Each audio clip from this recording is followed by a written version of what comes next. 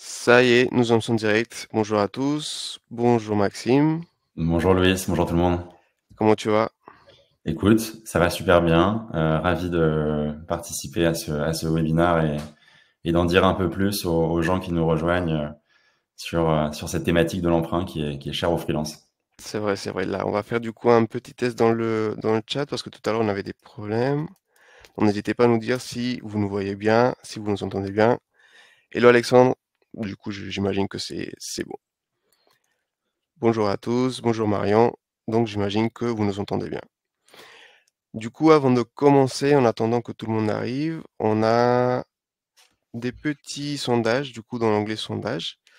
Alors, est-ce que là c'est visible? N'hésitez pas à nous dire si c'est déjà visible. Et comme ça, on peut avoir un peu plus de contexte aussi. On pourra voir un petit peu pendant la présentation pour guider la présentation différemment en fonction de vos questions. J'en profite du coup. Donc là, on a Maxime de Jump, Jump avec qui on est partenaire depuis un moment déjà. On avait fait deux webinaires. Le premier sur comment concilier vie pro et vie perso. Le deuxième, c'était en décembre dernier, donc c'était pas, il y a pas très longtemps. Et on avait parlé de comment choisir le meilleur statut pour votre activité. Et aujourd'hui, effectivement, on va parler de la méthode pour emprunter en tant que freelance. Donc, merci beaucoup, Maxime, pour ton temps. Euh, J'en profite pendant ce moment-là pour faire aussi une petite présentation sur Comet. Donc, l'écosystème Comet regroupe les meilleurs talents tech et data. Il représente aujourd'hui plus de 10 000 freelances pour lesquels nous travaillons dans le but de leur permettre d'effectuer des missions pour les grandes entreprises en France. Donc, généralement, nous faisons des webinaires tech avec du live coding. Récemment, on a parlé de Terraform avec Angular et Azure. On a parlé aussi le dernier webinaire, c'était sur le temps réel dans les pipelines. Et la semaine prochaine, on va parler de craftsmanship.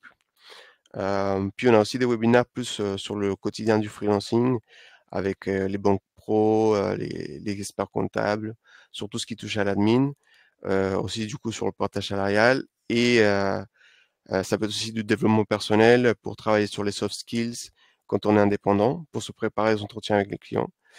Et du coup aujourd'hui on va parler sur la méthode pour emprunter. Pour ma part, je m'appelle Luis, je m'occupe des programmes communautaires et dans ce cadre-là, je suis en charge des partenariats. Donc c'est pour ça que je connais Jump et comme ça qu'on s'est rencontrés.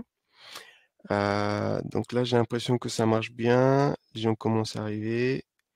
Le sondage, les gens commencent à répondre au sondage. Donc je vous invite à poser vos questions dans l'onglet questions. Comme ça, en fait, il y a un système de vote et vous pourrez voter pour la question qui vous intéresse le plus. Et nous, on pourra prendre la question en priorité.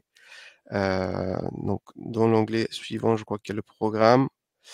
Donc, il y a d'abord les speakers, donc comme je vous disais, avec Maxime qui va présenter Jump juste après, et le programme qui s'affiche à l'écran. Donc, je pense que c'est tout. On va pouvoir démarrer sans plus attendre. Je te laisse la main, Maxime, et à tout à Ouais, l'heure. je vais reprendre la main. Merci Louis pour cette intro.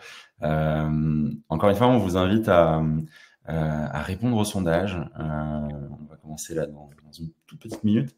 Répondez au sondage, ça nous permet un peu de savoir, voilà, à qui on s'adresse, comment et de quoi est composée l'audience, voilà, qui est venue aujourd'hui nous écouter. Je vois déjà des répondants sur avez-vous un projet IMO en cours à venir? Oui. Donc vous êtes arrivé au bon endroit. L'inverse aurait été étonnant. Voilà, on voit des gens en micro-entreprise, en EURL. Donc n'hésitez pas à répondre au sondage. Et effectivement, on va commencer cet événement.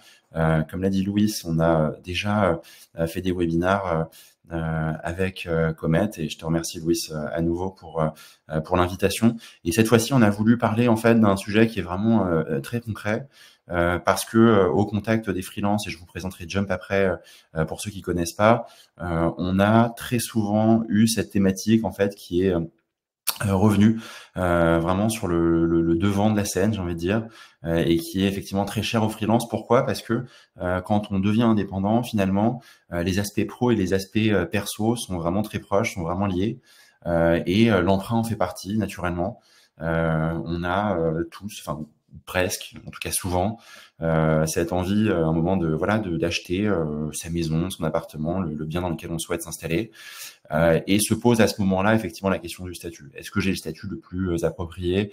Est-ce que j'ai réussi à trouver le bon dispositif pour réussir ces projets perso? Parce que si on parvient pas à les réaliser, eh ben on va parfois être contraint entre guillemets de revenir dans le monde du salariat et d'abandonner ou de mettre un petit peu en pause son projet de freelancing pour pouvoir passer ces étapes importantes de la vie. Donc, je m'appelle Maxime Boucher, je suis cofondateur de Jump. Jump, c'est une société qu'on a créée en 2021, puis en 2020, lancée en 2021, qui a pour vocation d'accompagner les travailleurs indépendants à envisager leur freelancing comme une carrière, comme un projet de long terme. Et c'est précisément la raison pour laquelle on aime bien traiter de ce sujet, parce que envisager son freelancing comme une carrière, c'est réussir à passer des étapes professionnelles, évidemment, mais aussi personnelles. Et comment on le fait, en fait, on va permettre à des freelances de conserver leur liberté et leur autonomie, mais en bénéficiant des mêmes avantages qu'un salarié classique. On dispose à la fois d'une entreprise de portage et d'une coopérative, et c'est ces deux structures qui vont nous permettre de vous auto-attribuer par notre intermédiaire les avantages du salariat, ce contrat de travail qui va vous permettre de libérer certaines difficultés. J'y reviendrai après, parce que l'objectif du webinaire, évidemment, c'est pas de parler de Jump ou en tout cas exclusivement de Jump, même si évidemment, si on traite le sujet, c'est qu'on a des solutions que je vous présenterai. Mais en tout cas, on va rentrer assez vite dans le vif du sujet, et donc je vais commencer de suite. Je vous invite comme l'a dit Louis, à poser vos questions. Moi, j'aime bien répondre aux questions au fur et à mesure, si elles sont en phase avec le sujet qu'on traite immédiatement. Ça vient enrichir potentiellement la discussion. En tout cas, je ferai un plaisir de rebondir sur les questions quand elles seront posées. Et puis, si j'y réponds pas, on y répondra bien volontiers à la fin du webinaire. Donc, n'hésitez pas à les poser vraiment au fur et à mesure. Alors, je commence de manière assez concrète. D'ailleurs, dans ce webinaire, sachez que je vais donner des informations qui, pour certains, vont paraître être évidentes. Je ne sais pas quel est votre niveau de connaissance du sujet de l'emprunt immobilier. Donc, peut-être des choses évidentes et puis peut-être des choses que vous apprendrez. Je m'excuse par avance s'il y a des choses que vous connaissez déjà. Voilà, en tout cas, on essaye de traiter le sujet un peu dans son ensemble. Ça vous permet aussi d'avoir un petit peu tous les éléments bien en tête. Donc, il faut savoir que quand on se lance sur un projet immobilier, finalement, on fait partie d'une catégorie ou de l'autre. Soit on est dans une catégorie qu'on appellera de freelance ou même de chef d'entreprise, et j'insiste là-dessus parce que finalement, on est traité un peu de la même manière. Je vais vous expliquer pourquoi. Et de l'autre côté, pareil, pour faire la même distinction, freelance, chef d'entreprise, salarié porté, salarié. Voilà, c'est deux piles de dossiers. Même dans la nature même, j'ai envie de dire d'un point de vue purement opérationnel, deux piles de dossiers qui sont différentes pour un banquier et la manière dont lui va devoir le constituer pour répondre aux exigences qui lui sont données par son employeur, par sa banque. Et donc, ces deux piles sont un peu différentes.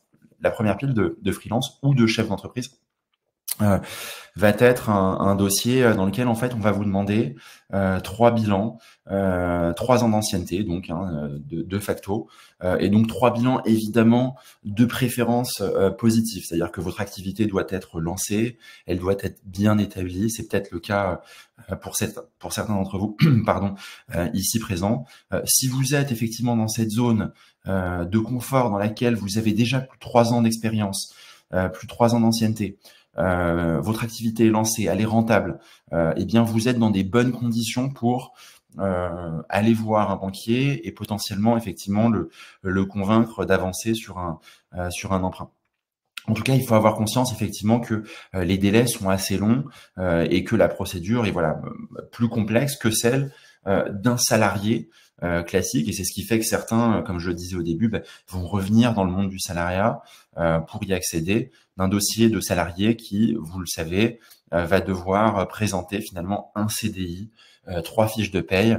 Et donc, quand on compare les deux, on s'aperçoit que la différence en fait d'instantanéité de l'accès à l'emprunt, elle est largement différente. On a d'un côté un freelance sous un statut d'auto-entrepreneur ou de URL qui va devoir attendre 3 ans avant de pouvoir réaliser son projet, et de l'autre, un salarié dans une entreprise qui va pouvoir en quelques mois accéder à son projet d'emprunt.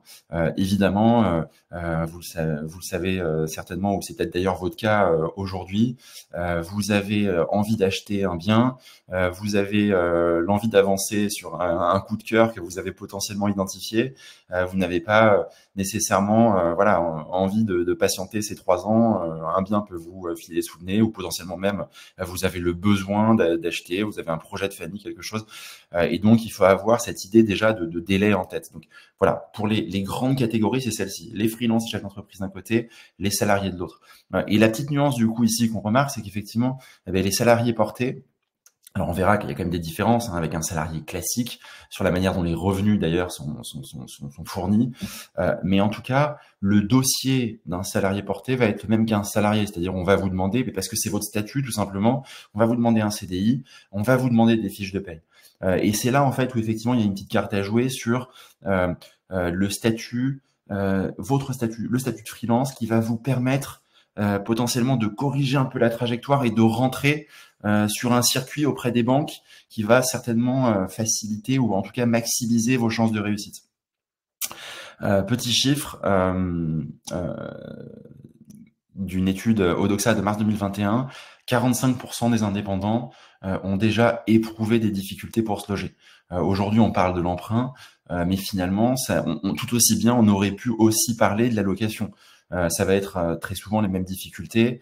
Un bailleur va être rassuré d'avoir un CDI et des fiches de paye, là où des bilans seront certainement épluchés de manière un peu plus détaillée et auront tendance à faire certainement un peu plus peur. Voilà les deux grandes catégories. Cela dit, alors on rentrera un petit peu dans le détail derrière et nous, ce qu'on a identifié comme méthodologie qui a super bien fonctionné. Ce que les banques vont regarder, ce que toutes les éléments que je vais donner ici sont des éléments qui sont regardés globalement par la plupart des banques. Vous avez certainement d'ailleurs conscience de ces éléments-là, mais donc on va regarder votre statut, c'est ce dont on parlait juste avant. Est-ce que vous êtes en CDI? Est-ce que vous êtes freelance sous un statut d'auto-entrepreneur, d'entreprise, etc. On va regarder votre profession, évidemment, c'est sûr que ça reste un élément très important. Êtes-vous ingénieur, financier, dans le recrutement avec des revenus peut-être un peu plus aléatoires, ou dans l'immobilier de la même manière, etc. Vos revenus. On va regarder évidemment votre apport aussi. Les banques vont très souvent demander un apport qui est au moins de 10%, voire plus du bien que vous visez, que vous ambitionnez. Votre taux d'endettement, important aussi. Est-ce que vous avez à côté potentiellement un emprunt déjà en cours, des microcrédits, voilà. Il y a un taux d'endettement à pas dépasser qui est autour de 35%. Et on va regarder vos comptes aussi. Est-ce que vous êtes d'un mois sur l'autre systématiquement en découvert? Est-ce que vous souhaitez d'ailleurs ouvrir un compte dans la banque que vous allez voir, dans laquelle vous allez souscrire un emprunt, ce qui peut aider?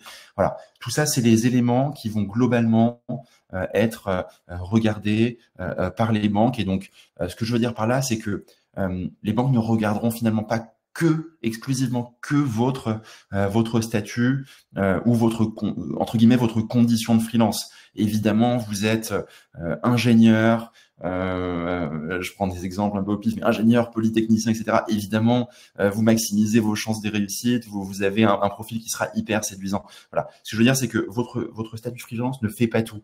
On va regarder votre profession, on va regarder vos revenus, on va regarder votre apport, votre endettement, tous ces éléments-là. Alors, des méthodes, quelques méthodes, et ensuite je rentrerai dans le vif du sujet. Encore une fois, tout ça, c'est en guise d'introduction pour arriver sur la méthode qu'on a, nous, identifiée comme une méthode qui est efficace, concrète, et qui vous permettra de maximiser vos chances de réussite pour emprunter. Avant ça, des petites méthodes alternatives qu'on voit souvent, qui peuvent fonctionner. Donc, je les cite quand même, et j'aime bien les citer en guise de première partie. Une option, vous n'arrivez pas à emprunter en tant que freelance, vous n'avez potentiellement pas les 3 bilans positifs dont je vous parlais tout à l'heure. Première méthode, co-emprunter avec une personne en CDI. Si vous êtes en couple avec votre conjoint, votre conjointe qui, lui, elle, est en CDI, eh bien potentiellement, c'est un avantage effectivement comparatif à emprunter seul. Donc, appuyez-vous potentiellement sur effectivement le statut de votre conjoint, de votre conjointe. Si lui est en CDI, ce sera un véritable plus pour voir votre projet aboutir. Deuxième option, mettre le crédit au nom d'une personne en CDI. Potentiellement, si le fait de co-emprunter, vous vous appuyez sur quelqu'un qui est en CDI en rajoutant votre statut de freelance qui sera du coup considéré de manière un peu différente, puisque vous arriverez à réussir sur la base d'un CDI en rajoutant derrière vos revenus de freelance. Si vous n'y arrivez pas, potentiellement, mettre le crédit au nom de cette personne-là, au nom de votre conjoint ou de votre conjointe.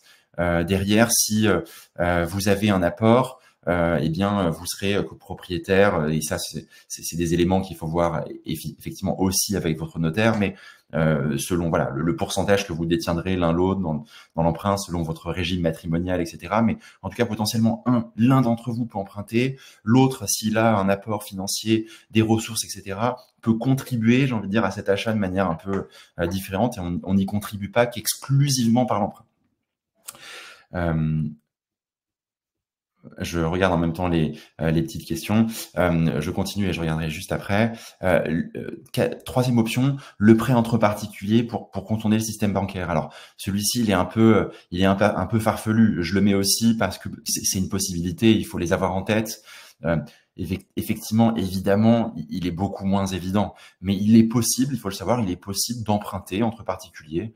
On peut emprunter à des amis ou de la famille qui veut potentiellement voilà aider dans le cadre de voilà d'un projet familial. On peut effectivement emprunter d'un individu à l'autre. Ça demande effectivement, c'est des cas qui sont certainement très rares. J'ai pas de chiffres là-dessus, mais en tout cas on peut l'avoir en tête. Ou en tout cas ça peut être un complément qui soit un complément finalement suffisant pour voir son projet aboutir.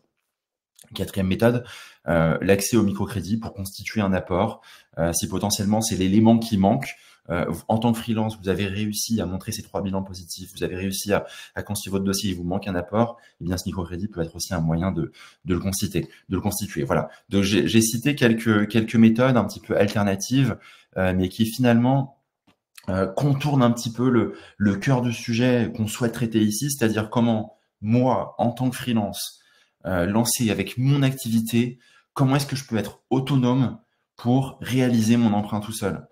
C'est bien beau d'avoir des méthodes, effectivement, on n'a pas forcément déjà un conjoint sur lequel s'appuyer pour emprunter, co-emprunter en CDI. Comment est-ce que moi seul, je peux y parvenir?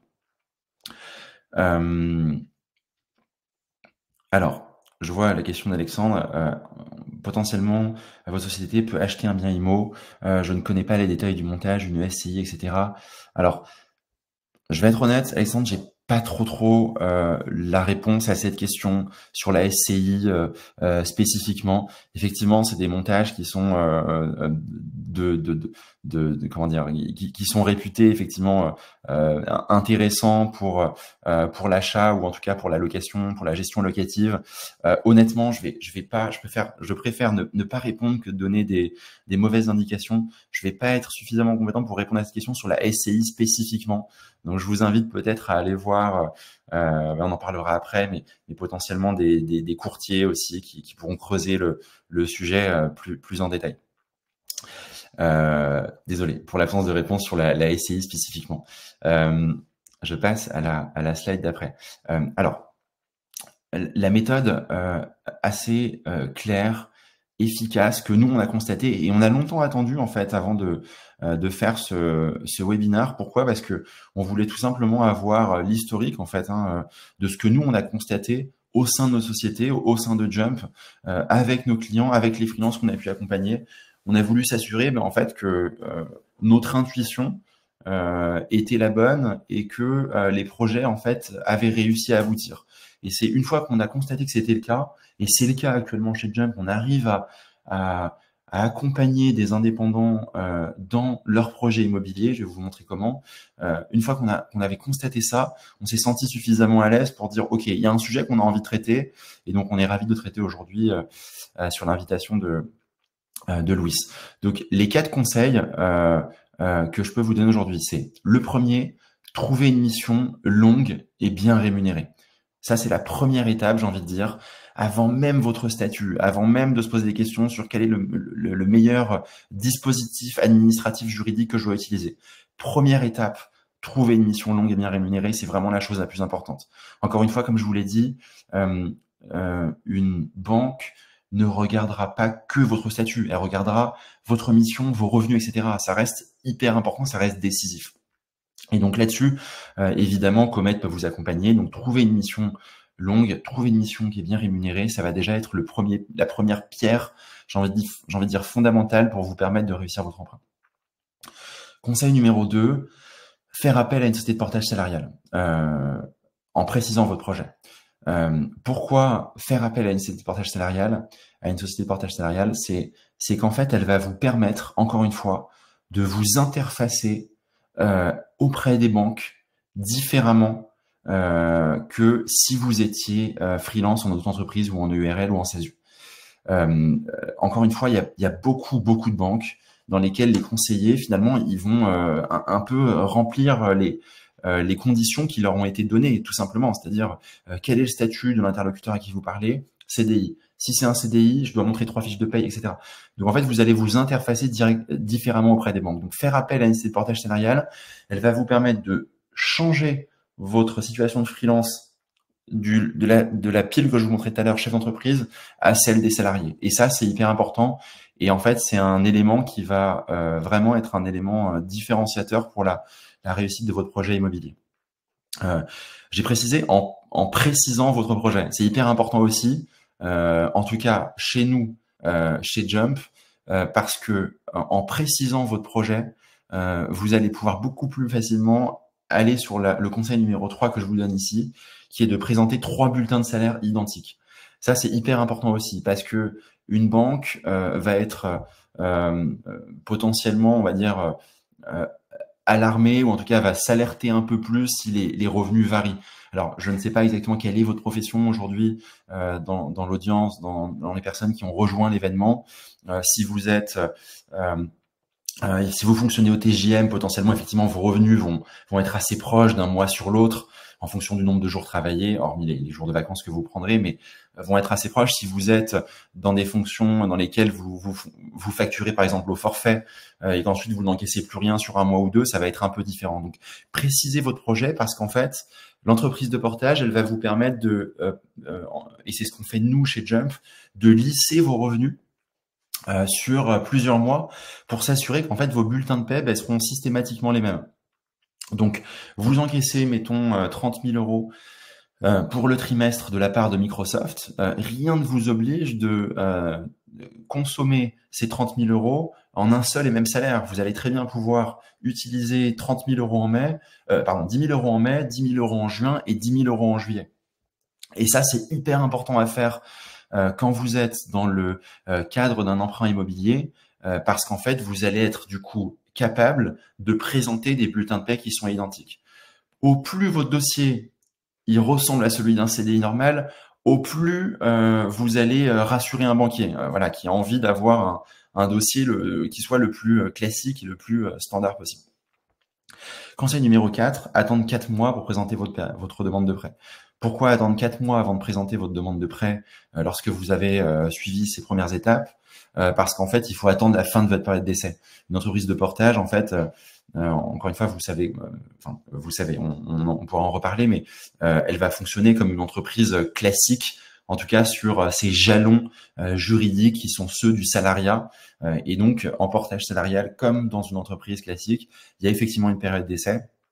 Et donc, c'est très important d'attendre que cette période d'essai soit terminée pour présenter votre dossier. De toute façon, les banques demandent aussi un certain nombre de mois d'ancienneté chez l'employeur. Donc, même si on arrivait à mettre fin de manière un peu anticipée, la banque, elle, préfère de toute façon avoir une certaine période d'ancienneté. Donc voilà les quatre étapes et les 4 conseils que je peux vous donner.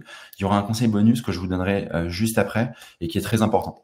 Ça fera office un peu de teaser sur la suite. N'hésitez pas à poser vos questions si vous en avez à ce stade. Période d'essai, 3 mois, c'est trop peu. Nicolas,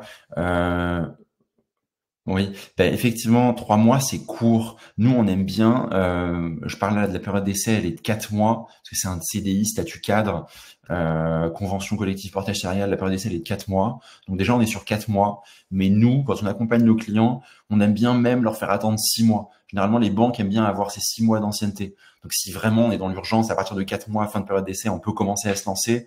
Mais disons qu'une période en tout cas d'expérience, qu'on a constaté être la bonne, c'est 6 mois d'ancienneté dans l'entreprise de portage, 6 salaires identiques. Là, vous avez quelque chose qui est assez, qui est assez solide.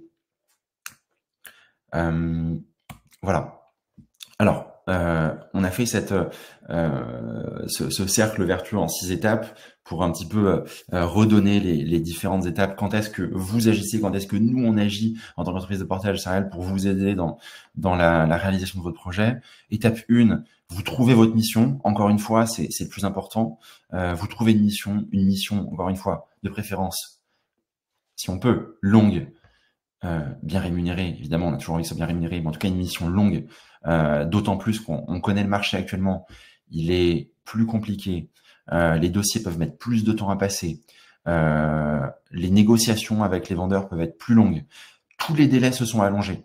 Donc, quand bien même, nous, on vous dit, vous attendez 6 mois avant de vous lancer, potentiellement derrière, vous avez encore 6 mois, 8 mois, 9 mois d'attente avant de voir votre projet se réaliser. Donc, évidemment, vous serez plus rassuré d'avoir une mission de 2 ans que si vous vous lancez sur une mission de 6 mois.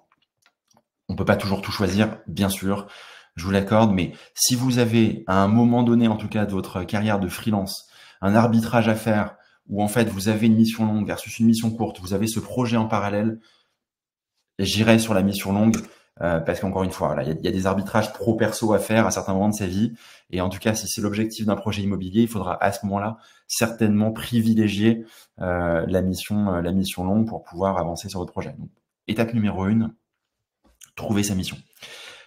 Étape numéro 2, alors on a mis s'inscrire sur Jump. Évidemment, on préfère que vous vous inscriviez chez nous. Une entreprise de portage, globalement, on va vous fournir ce service d'avoir un CDI, des bulletins de paie, etc.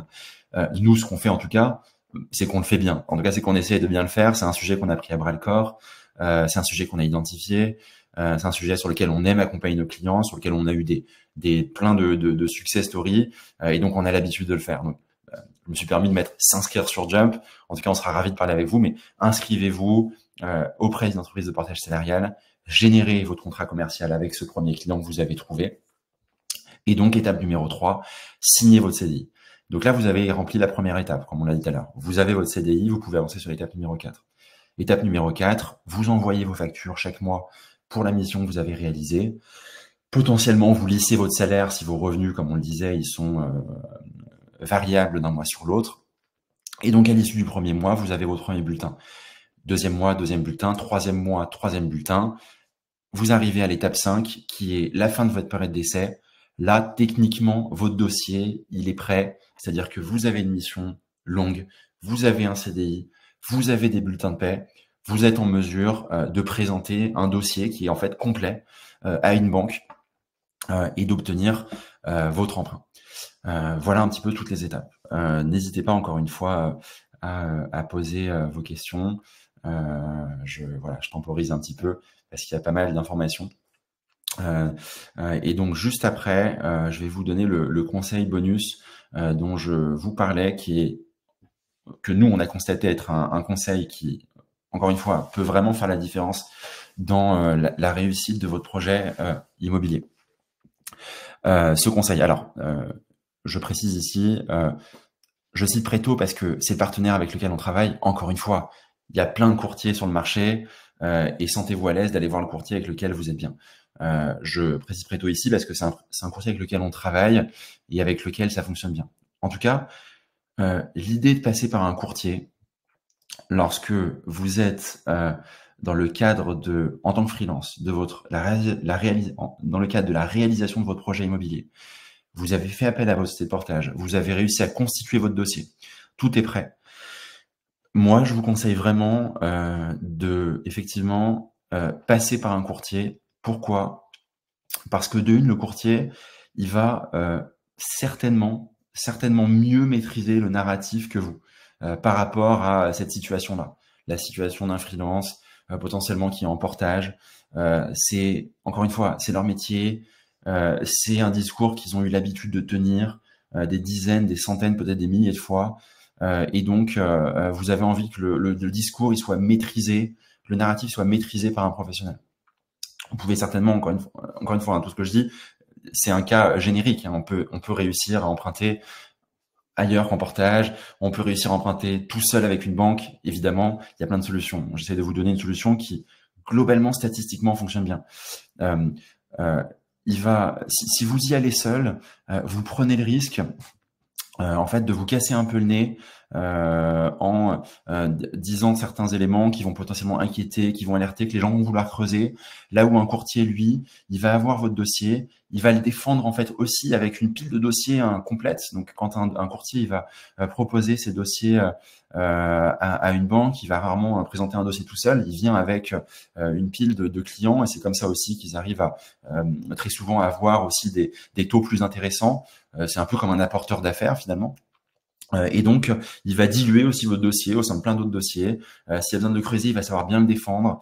Parfois aussi même, ils ont leur contact au sein des banques. Donc parfois, c'est une banque qui est plus sensible à un dossier en portage salarial qu'une autre. Parfois même au sein d'une banque, ça va être et véridique. Hein, même Préto ne me donne pas toujours les pistes. Chaque courtier a comment dire, ses filons, mais même au sein d'une banque, ben, certains conseillers sont plus sensibles que d'autres, voilà, ont l'habitude de mieux travailler sur ces sujets-là. Donc, un courtier, encore une fois, il va, et c'est ce qu'on cherche ici à montrer, ben, maximiser encore un peu plus vos chances de réussite. Donc, si vous cumulez ces maximisations de chances, à la fin, vous vous rapprochez quand même de l'objectif.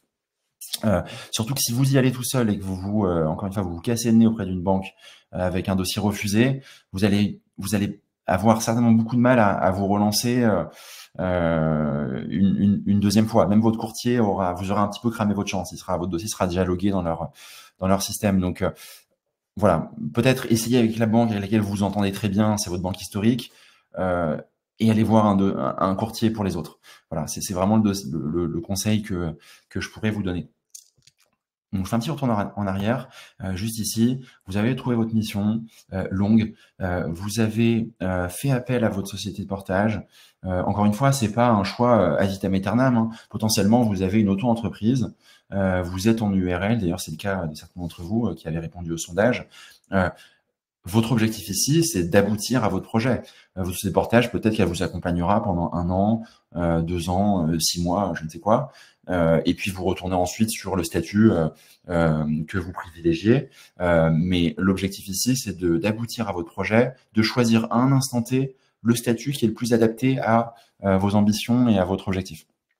Donc, vous avez fait appel à votre société de portage en précisant votre projet, parce que là, on vous accompagne. Vous avez des bulletins de salaire identiques. Vous avez attendu la fin de votre période d'essai et vous avez, en dernière étape, fait appel à un courtier avec tous ces éléments-là. Si vous les avez mis bout à bout, croyez-moi, et c'est le cas de ce qu'on constate chez Jump, les personnes qu'on a accompagnées, vous allez avoir de grandes chances de réussite de votre projet immobilier. Marion, qui est dans le chat, travaille chez Jump avec nous. Elle vous partage des petits liens qui potentiellement peuvent vous aider.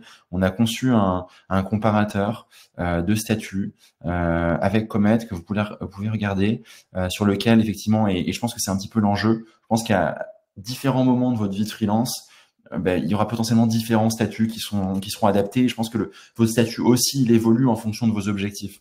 Je fais un petit écart là-dessus sur ce sujet, mais Potentiellement, vous vous lancez en tant que freelance, en tant qu'auto-entrepreneur, vous bénéficiez de l'ACRE, c'est hyper intéressant financièrement. Ensuite, vous avez envie d'emprunter, vous allez faire appel à une société de portage salarial, à Jump, qui va vous accompagner pendant 1 an ou 2, vous avez réussi votre projet. Ensuite, vous avez envie de vous associer, vous allez monter une SASU parce que vous allez avoir la possibilité d'ajouter des associés ou salariés des gens par la suite. Vous voyez, en fait, votre projet, il faut qu'il soit vivant. Il faut qu'il évolue en fonction des phases de votre vie, en fonction des phases de vos ambitions personnelles et professionnelles. Et on croit vachement à ça. Et donc, on a fait ce comparateur aussi en fonction. Donc, n'hésitez pas à aller le voir et à le compléter. Je fais une digression du coup sur Jump parce que ça a son importance aussi effectivement si on traite du sujet. On accompagne aujourd'hui plus de 1500 indépendants un peu partout sur le territoire. On est une équipe de 30 personnes basée principalement à Paris et à Bordeaux. On a très largement l'habitude d'accompagner nos clients sur ce type de problématique. Et donc, nos spécificités, ça va être de une, qu'on va avoir un modèle économique qui est par abonnement, c'est-à-dire qu'à la différence du marché, c'est un prix qui est fixe, qui est connu chaque mois, qui est de 149 € par mois, sans engagement, et 99 € par mois si vous avez un engagement de 12 mois. Donc, si vous avez une mission longue, comme on disait tout à l'heure, vous avez tout intérêt à prendre cette formule à 99 €. Donc, première différence, c'est ça, c'est qu'on a ce modèle économique qui est qui est fixe, qui est lisible, qui est performant financièrement aussi par rapport à un pourcentage du chiffre d'affaires. Deuxième différenciation, on a une plateforme pour gérer l'intégralité de votre vie professionnelle. Alors, c'est pas une plateforme pour dire on a un outil plus moderne que les autres, etc. Certains ont commencé à en faire peut-être aussi, mais en tout cas, on a compris 2 choses sur le marché. La première, c'est que lorsqu'on devient indépendant, on chérit une certaine forme de liberté, d'autonomie, et on a envie de la conserver. On ne devient pas freelance pour qu'un conseiller d'une société de portage fasse écran entre vous et votre activité. Alors, évidemment, on a des gens pour vous accompagner, mais en tout cas, cette plateforme, elle vous permet de reprendre la main sur votre activité professionnelle, au même titre que si vous êtes en SASU, si vous étiez en SASU ou en auto-entreprise. Vous avez une plateforme, vous allez encaisser vos revenus, vous allez envoyer vos factures, vous allez choisir votre salaire à la fin du mois, vous allez déduire vos frais professionnels. Voilà, vous avez une visibilité totale, ligne à ligne, sur toutes les opérations qu'on va venir réaliser pour vous. Vous êtes en maîtrise du navire, en fait. Et à côté de ça, on a des gens pour vous accompagner si besoin. Et donc, c'est hyper important aussi dans le cadre du sujet qu'on traite aujourd'hui, parce que c'est en étant en maîtrise du bateau, en fait, qu'on va être capable de justement lisser ses salaires, avoir une visibilité sur toutes les opérations, sur ses revenus, etc. Si on est en maîtrise des informations financières, on est en maîtrise du moment qui est idoine pour lancer aussi ses projets au bon moment. Donc ça vous restitue de l'autonomie et ça vous restitue aussi énormément de transparence, et c'était le deuxième sujet chez Jump qu'on a voulu corriger sur ce secteur on va dire d'activité. Vous avez une transparence totale, voilà, sur vos comptes, au même titre que si vous ouvriez un compte effectivement chez Conto ou chez Shine ou autre. Vous avez ligne à ligne toutes vos rentrées d'argent, tous vos décaissements, et donc si vous avez cette transparence, eh bien vous êtes en confiance. Et donc vous êtes plus à l'aise à l'idée de faire de pérenniser votre activité et de la faire fonctionner. Autonomie et transparence. Donc voilà un petit peu ce qu'on fait. Voilà un petit peu tous les éléments qu'aujourd'hui j'avais envie de vous partager sur ce sujet de l'emprunt immobilier. Qui est pas un sujet facile, encore une fois, pour les freelances à manœuvrer, pour lequel nous on a une solution, et c'est ce qu'on a envie de faire connaître au marché, et parce qu'on sait qu'on peut débloquer des situations. Donc, encore une fois, merci à toi Louise de nous avoir conviés sur votre webinaire à ce sujet, à donner des pistes. J'espère que le sujet a été intéressant pour vous. Ici, comme vous le voyez, on est partenaire, donc Comet et Jump, ça a été dit en introduction, je le redis ici un petit peu en guise de conclusion. Vous trouvez concrètement, si on veut la schématiser de manière très simple, vous trouvez votre mission sur Comet, et puis vous la sécurisez chez Jump pour la transformer en CDI. Voilà, si vous avez ces deux éléments-là, vous avez déjà la réussite assez proche de votre projet immobilier. Et donc, dans le cadre de notre partenariat, Si vous êtes actuellement chez Comet, on fait moins 50% des réductions sur vos 3 premiers mois d'abonnement chez Jump. Donc, n'hésitez surtout pas à venir nous voir. De une, pour en bénéficier. De deux, surtout, si vous êtes dans le cadre d'un emprunt, et c'est le cas de certains d'entre vous, de beaucoup d'entre vous aujourd'hui, puisque vous êtes venus, on pourra spécifier vous aussi lors d'un rendez-vous individuel votre situation. Encore une fois, là, je traite d'un sujet générique, mais on pourra l'adapter en fonction de vos revenus, votre profession, votre rapport sur ces sujets-là. Voilà, donc on pourra un petit peu spécifier avec vous et établir une stratégie plus fine. Donc n'hésitez pas à prendre rendez-vous avec nous directement. Et j'en profite, dernière chose, avant de laisser une petite place aux questions qui resteraient, pour vous dire qu'on vient de lancer chez Jump aussi un compte pro gratuit et 100% en ligne pour tous les indépendants. Donc là, je ne parle pas que de ceux qui souhaiteraient passer en portage salarial ou en coopérative chez nous, mais vraiment pour tout type d'indépendants. Je vous invite à aller sur le lien que on pourra vous partager sur le chat ou en tout cas directement, sinon sur notre site. Mais en tout cas, vous êtes en auto-entreprise, vous êtes en URL ou en SASU, vous pouvez bénéficier, voilà, grâce à Jump aujourd'hui, d'un compte pro gratuit pour votre activité et puis potentiellement, si l'occasion se présente un jour et que vous en avez besoin, transformer ce compte pro en portage ou en coopérative pour bénéficier d'un CDI et débloquer certaines situations comme celle d'aujourd'hui. Voilà, en guise de conclusion. Merci encore à tous. Je nous laisse quelques secondes là potentiellement pour ajouter vos questions si vous en avez d'autres. Je n'ai pas vu de questions dans la zone questions, mais certaines sont apparues dans le chat. J'ai essayé d'y répondre quand elles sont tombées. Pour ceux qui restent, n'hésitez pas si vous en avez. Sinon, je pense qu'on va pouvoir conclure. Je ne vois rien apparaître, Louis, donc je pense Oui. qu'on arrive au bout. Oui, bah du coup, il n'y a pas de questions. Donc, le replay sera envoyé à tous les inscrits et il sera également publié sur la chaîne YouTube de Comet. Merci Marion pour les liens. N'hésitez pas du coup à prendre rendez-vous aussi. Bah, si vous avez des questions, mais que c'est un peu indiscret ou quoi, c'est toujours important d'éclaircir ces questions. Merci Alexandre pour la présentation. Bah, merci à toi pour être là, Alexandre. Et du coup, un gros merci également à Maxime et à toute l'équipe de Jump pour l'organisation de ce talk.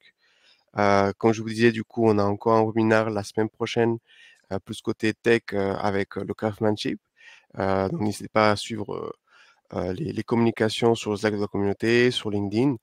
Est-ce que Maxime, tu as un mot de la fin? Écoute, je crois que tous les sujets ont été évoqués, donc non, je conclurai en vous remerciant d'avoir assisté à ce webinaire, et puis encore une fois, n'hésitez pas à venir nous voir côté Comet comme côté Jump pour la suite. Voilà. Merci à tous. Merci Maxime, merci à tous. Bonne journée, à la prochaine. Merci, au revoir.